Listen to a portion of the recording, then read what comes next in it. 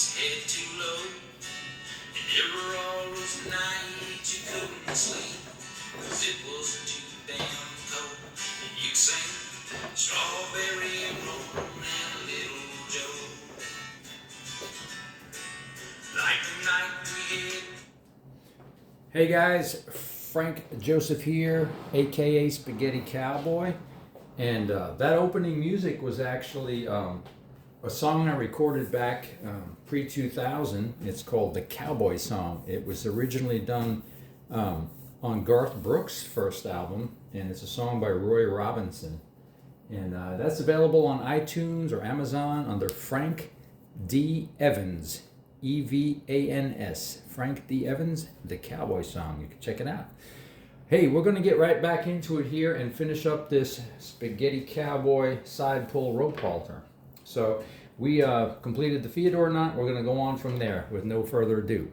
Okay, so using the rope, if you look at the two ropes that come out of the Theodore knot, you've got one to the left or away from you and one towards you.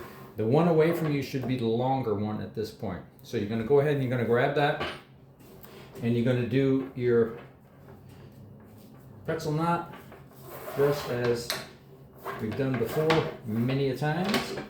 Again, with the, if you look at the knot, this is your single overhand knot here. You look at the knot, it looks like a pretzel. And I have the top piece going down and away again. And that's about 7 inches from the Theodore knot, okay? Then you're gonna loop it, loop it around. I'm sorry, not gonna loop it around. Then you're gonna take your other piece of rope, your shorter piece of rope, and you're gonna go down through the middle. Sorry, I had a glitch for a minute there, okay? And then you're gonna loop that around the top and hold it in place right alongside your pretzel loop, okay?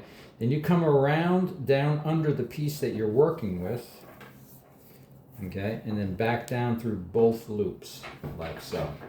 Okay, and then collect up on that with 2 hands, and there you have your double overhand knot. You can see the X pattern that we want to see. There should be an X on both sides, and go ahead and tighten that up. And as you're tightening it, make sure these two are the same length. If they're not the same length, this side is this side and vice versa. So if you want to get this one a little longer, you would push this one and then pull this one out a little bit. Okay? Get these to be the same length. And then tighten up both knots, both sides of the knot. Get it nice and snug. Pull that side. Pull that side, pull that side, and there we go. So there's your double overhand knot. That's your throat latch knot. It's about 7 inches away from your Theodore knot, okay? Moving on, now, before we just did that knot, the rope that was further away from you was the longer piece of rope, and the piece on this side was the shorter piece. Now it just became opposite of that. So the piece closer to you is going to be the longer piece now. The piece further away from you is going to be the shorter piece. Put that over there. We're not going to use that again until the end of the halter. This becomes your throat, I mean not your throat latch, but your tie, okay? That goes around the neck. So that stays over there for now. We're using the long piece only. I'm going to come up about 9 to 10 inches here. And we're going to do, this time we're going to do the loop exactly the opposite way. We're going to go up and over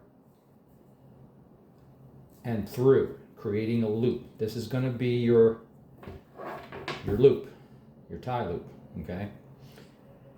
Now you want to, as much as you can, you want to try to keep this distance correct as you're making your loop and adjust from there. So that's a little long. So we're going to go ahead and slide this down a little bit. Pull this back up through there. Got to tighten up the knot. A little bit goofy sometimes. Get that knot down there. Okay. There we go. Slide that knot down.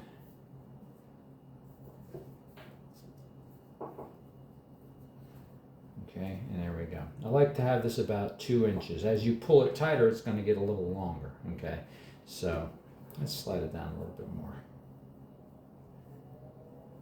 Slide it down a little bit more. As you slide the knot down, the loop gets longer, and then you just pull your loop through and shorten that up. Okay, so there. Now we're getting a good position. Okay, now taking the loose piece, you're going to loop around back behind yourself, like so, holding it in place. Okay, creating a secondary loop underneath. Okay, and then you're going to come up, over, and down through both of the loops, the one you just created and the first original loop. Pull that through. Make sure that stays over your knot. And again, snug it up. And you have your, this needs to come to this side, like so. Okay, and you have your double overhand knot, just like the previous one. Yeah, that loop got a little long on me. I didn't really want it that long, but as you can see, we have your double overhand knot. Okay, and there you go. Snug up on that. You can shorten this by pushing through. Just bring it all.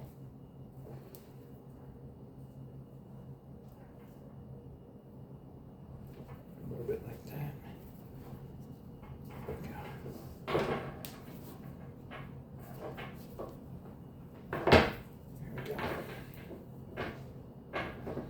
All right, so there we go. Okay, so now what we have here is our noseband, our feed-over knot, our throat latch knot, and we have our tie-off knot right here, our loop knot. Okay, make that a little tighter. Each side. You gotta snug them up one side at a time. Just keep working it till it gets good and tight. All right, and there we have it. Okay, so now we are ready for our first double overhand knot on the noseband.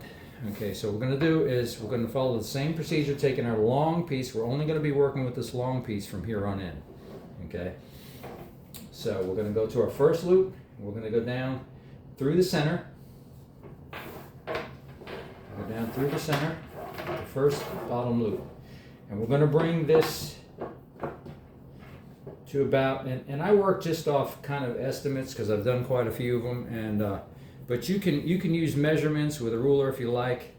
This is going to be 10.5, 11 inches here. This is going to be your cheek piece, okay, the side of your horse. Again, depending on how large your horse is and how big you want to make the halter, you can just kind of, do your own thing with that. But it averages about 10.5 to 11 inches for an average size halter.